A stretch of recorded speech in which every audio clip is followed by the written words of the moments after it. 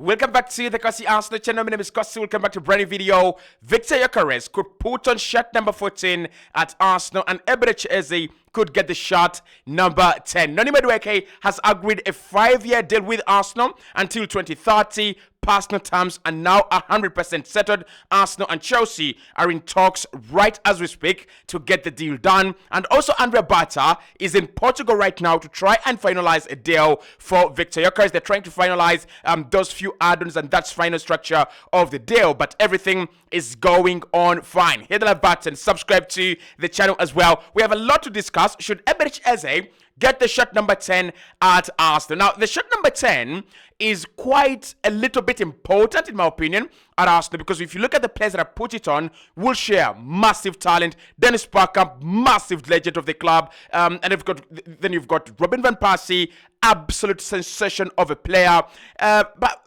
we have not really had a lot of players put it on in recent history and do great things. Should MADUEKE get the shirt number 10 at Arsenal? Give me your thoughts. And what about Victor GYOKERES for the shirt number 14?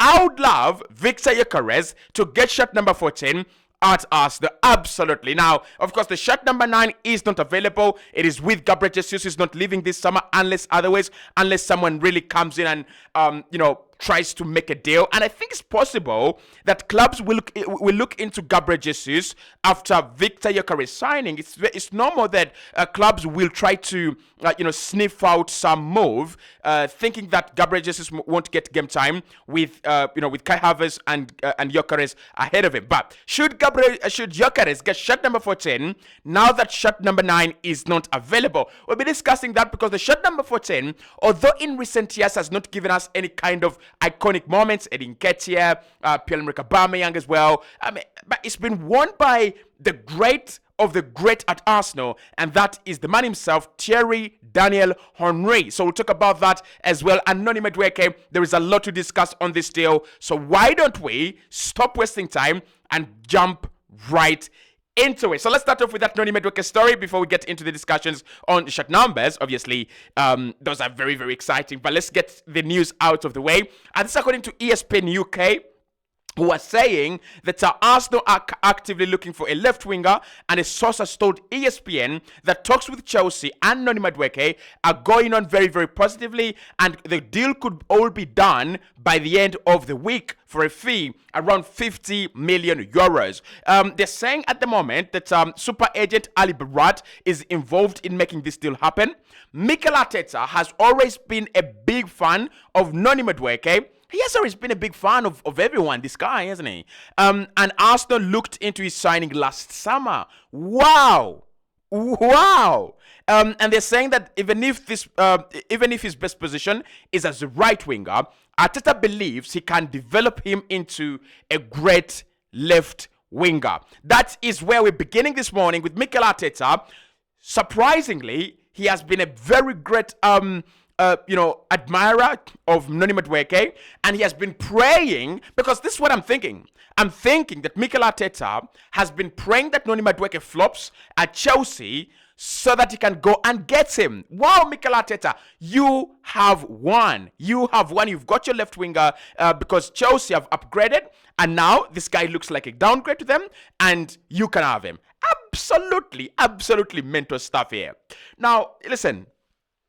ESPN are saying that a deal could be done this week. We understand that a 5-year deal has been agreed between Noni Madueke and Arsenal until 2030, and that is coming in from the reliable Fabrizio Romano. Official green light to Arsenal from the player has already been sent in. What is remaining? The only thing remaining on this deal is Arsenal and Chelsea. Arsenal and Chelsea negotiations don't take time. Chelsea are like, we are no longer going to use him. And Arsenal are like, we want him. That is what happened with Sterling. That is what happened with Jorginho. That is what happened with William Gallas. That is what happened with David Luiz. That is what happened with Nidai. Go on. I do not know how Mikel Arteta really thinks that a player who is going to need to be fixed, right? And a player that needs massive fixing in terms of his confidence, in terms of his attitude, in terms of so many things, is the upgrade we need right now to go and challenge Liverpool. Like, I don't have a problem with Arsenal doing Noni Madueke, but that is an Arsenal that I'm not used to anymore. That was Arsenal 5 years ago. If Arsenal 5 years ago or 6 years ago went and signed Noni Madueke, I'll be like, okay, this is Arsenal. I mean, I remember by then, Alex Oxlade-Chamberlain, Theodore James Walcott, we signed them at a very, very tender age, and no one knew what these guys were going to become. We knew they were massive talents, but no one knew what they were going to become. And the team, Arsenal didn't even have a vision. We didn't even have a mission. Our mission probably was, can we just stay in the Champions League? But if you want to win, and you're telling me that you're going out there, and you're looking at Martinelli, and you're looking at Saka, and you're like, oh, I need massive competition for these guys. And it is Noni Madueke. Oh, God. Now, Mikel Arteta, there is a line here. And forgive me, I've not shared this on the screen. Let me just share right now. Because I know I can. Yeah, right there. It's on your screen now. So, there is a line here that I don't like, right? There's a line here that I don't like. And this is it. Mikel Arteta has always been a big fan of Madueke, and Arsenal looked into this signing last summer. Even if his best position is on the right, Arteta believes he can transform into a left winger. Why are we doing this again? Like, why are we trying to transform a guy from Chelsea again? Why? Like, Chelsea, and this shows the seriousness, not of the club, but of the manager. Because, this guy thinks he has a lot of time. I don't know why Mikel thinks he has a lot of time. It's either he's been told by the board what you've done, taking us back to the Champions League and making us a great club again. You are here for life. It is you to sack yourself. Because if Chelsea under Enzo Maresca have said, we've got to be serious, we have stayed away from trophies long enough, and Chelsea have won the Premier League and the Champions League more recently than Arsenal, because Arsenal have never even ever won the Champions League. And Chelsea are saying, Madueke, we're going to upgrade on that with João Pedro.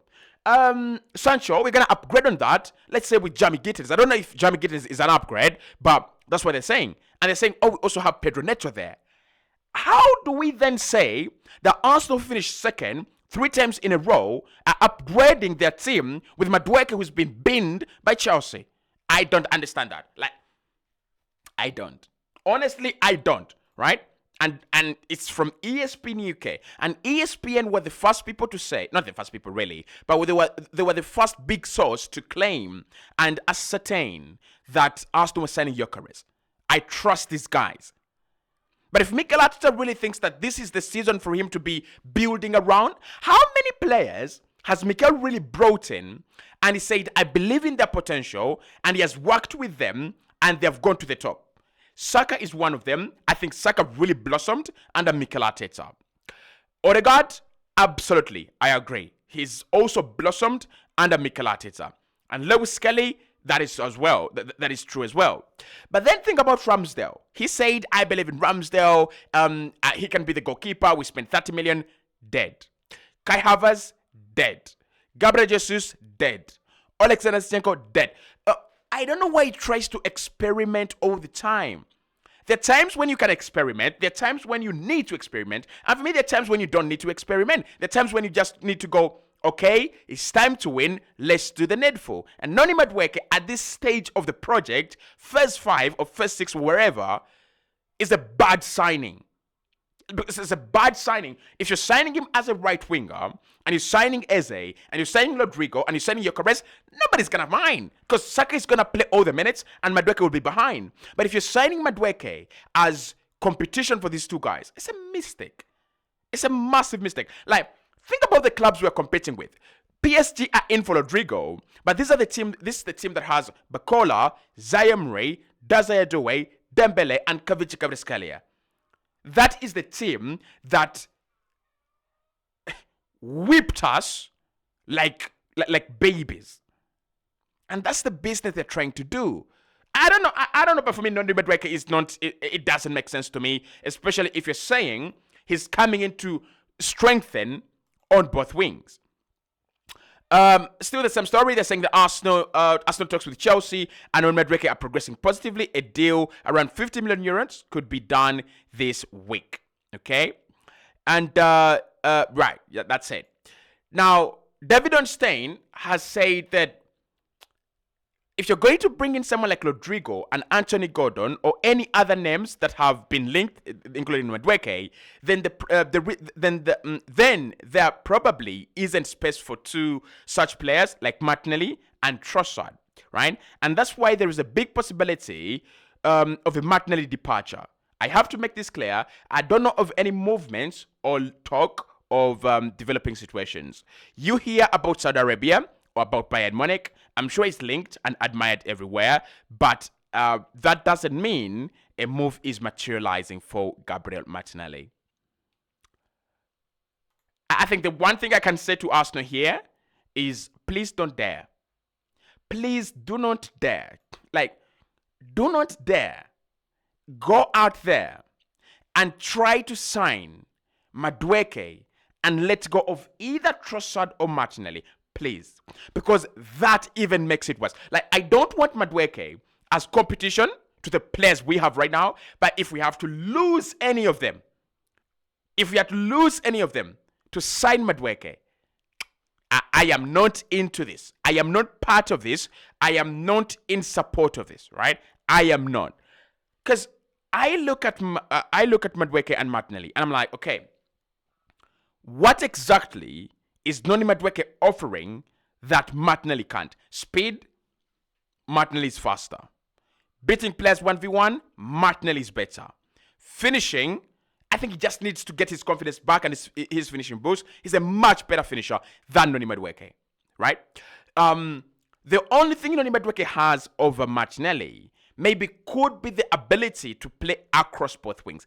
That is the only thing, and I don't care about it. Because on the right wing, we have Saka and Ethan Wanyere, and we could bring back Reece Nelson as well, and we could play Eze there if he comes in, right? So I don't really care about Madueke can play on the right and the left. But listen, David Ornstein, spot on. He says that there is no space for Trossard and Martinelli if you're going to sign another winger. But for me, it depends on the winger. We're hearing Milan are accepting about 60 million in Rafa Leao. Thank you. Can we do that deal? Like, I don't know why Arsenal are just completely blind to the good deals. Even the Viktor Gyökeres deal, Arsenal signed Viktor Gyökeres, or Arsenal signing Viktor Gyökeres because the Benjamin Sesko deal proved too expensive. Now, imagine this summer, Sesko, Madueke, what were we trying to do really? What are Arsenal so afraid of in terms of signing premium talents that are proven that are going to make us win? Are we afraid that if we win, we are going to have a lot of pressure? Are we afraid of winning? Is this team really afraid of winning? Because even the new manager, not really new, Mikel Arteta, is acting like a Arsene Wenger at moments that really matter. But I want to make this clear. Let us not dare make a stupid decision, a stupid mistake of letting either Trossard or Martinelli go and think that Madueke is an upgrade. Let us not do that. Please, let us not do that. Honestly, right?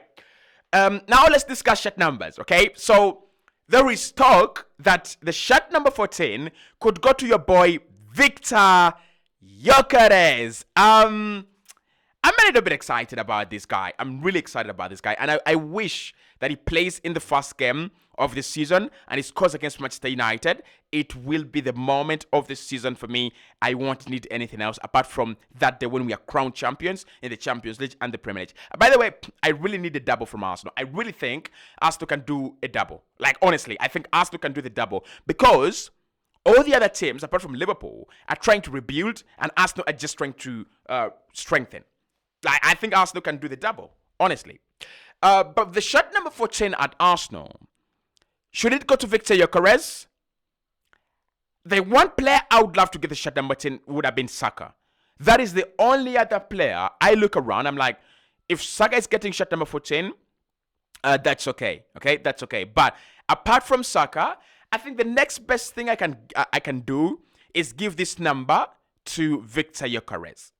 Now, we need to revive the glory days of shirt number 14. You know, remember when Thierry Henry would score impossible goals in that shot number. Now, Gyökeres is not that kind of guy that's going to score for you impossible goals, but he might actually do decent numbers. So let's say we win the Premier League and the Champions League, and Gyökeres is putting on the shot number 14, and he has scored maybe 15 or 19 goals. 19, okay. 19 goals in the Premier League, and he has scored about 10 in the Champions League. The shot number 14 will have, acclaimed its glory back. So I would give it to Gyökeres, not because I believe that he deserves it, and not because I believe that he's a superstar, but I think he's a player that can come close to giving us what maybe Aubameyang tried. Aubameyang was given shot number 14, and he really tried to give us the quality that shot number deserves. And then Eze getting the shot number 10, I think it's only natural. Because if you don't give 10 to Eze, then probably it's taken up by Wanyeri or Odegaard. So I would give Eze 10. I would give Eze number 10. I think he would look very good and very nice in that shot number 10. The shot number 10 was rested last season. Obviously, Emile Smith were leaving. The shot number 10 didn't get anyone to put it on. And for me, I think 10 should be like a ground signing. Because when you look at 10 and the talents that have put it on and the things they have done, it's only, I think, Jack Wilshere that has not given us enough in the shot number 10, and that was because of injuries. But you think about Emile Smith Rowe, I think Emile Smith Rowe as well, Wilshere and Emile Smith Rowe. But you think about Emile Smith Rowe and Wilshere, and you're like, these were massive talents. And then Robin van Persie, and then obviously Dennis Parkham. These are talented players, and Eze is a hell of a talented player.